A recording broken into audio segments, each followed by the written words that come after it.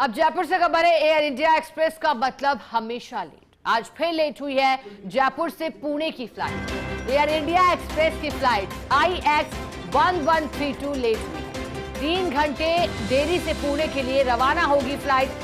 Jaipur airport से flight को शाम 5:25 पर रवाना होना था, लेकिन रात 8:20 बजे तक फ्लाइट होगी जयपुर से रवाना। ऐसे पुणे जाने वाले यात्रियों को एयरपोर्ट पर करना होगा इंतजार। अब सवाल यही है कि आखिर ये क्यों कहना पड़ रहा है कि एयर इंडिया मतलब लेट होने वाली फ्लाइट। एयर इंडिया एक्सप्रेस का मतलब हमेशा लेट।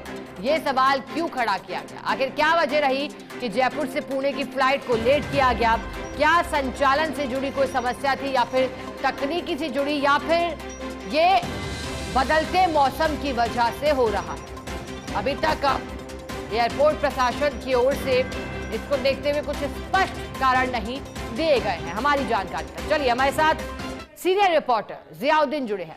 जियाउद्दीन, जो इस खबर की पहली लाइन हम कह रहे हैं, हम सवाल खड़ा कर रहे हैं कि आखिरकार एयर इंडिया एक्सप्रेस को लेट कहा जा रहा है, लेकिन क्या वजह हो रही है कि एक नहीं बल्कि कई बार यात्रियों को परेशानियों से जूझना पड़ रहा है देरी के चलते?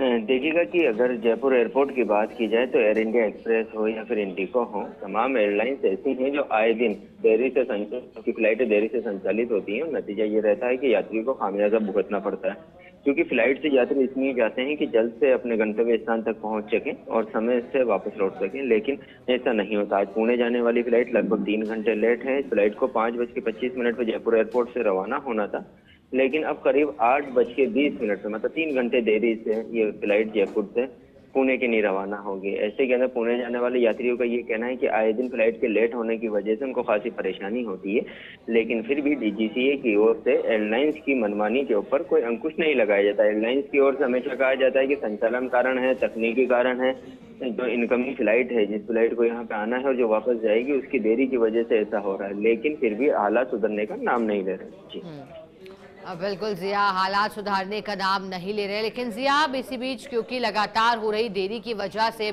यात्री तो परेशान हो रहे हैं, लेकिन जिया, जब इस तरह की खबरें लगातार आती हैं और कोई भी एयरलाइंस इस तरह से बदनामी का ही सामना करती है चाहे देरी की चलती है, तो क्या इस पर कोई एविएशन सेक्टर की ओर से भी कोई एक्शन लिया जाता है, या फिर किसी तरह के कोई दिशा निर्देश दिए जाते हैं? जिया, देखिए, क्योंकि इन फ्लाइट देरी होने के पीछे बाकायदा कारण बताया जाता है। कारण ऐसा हो कि जो जायज कारण हो, जैसे तकनीकी कोई समस्या आ गई है, संचालन कोई दिक्कत आ गई है, मौसम खराबे का आ गया, तो इसको DGCA मानता है।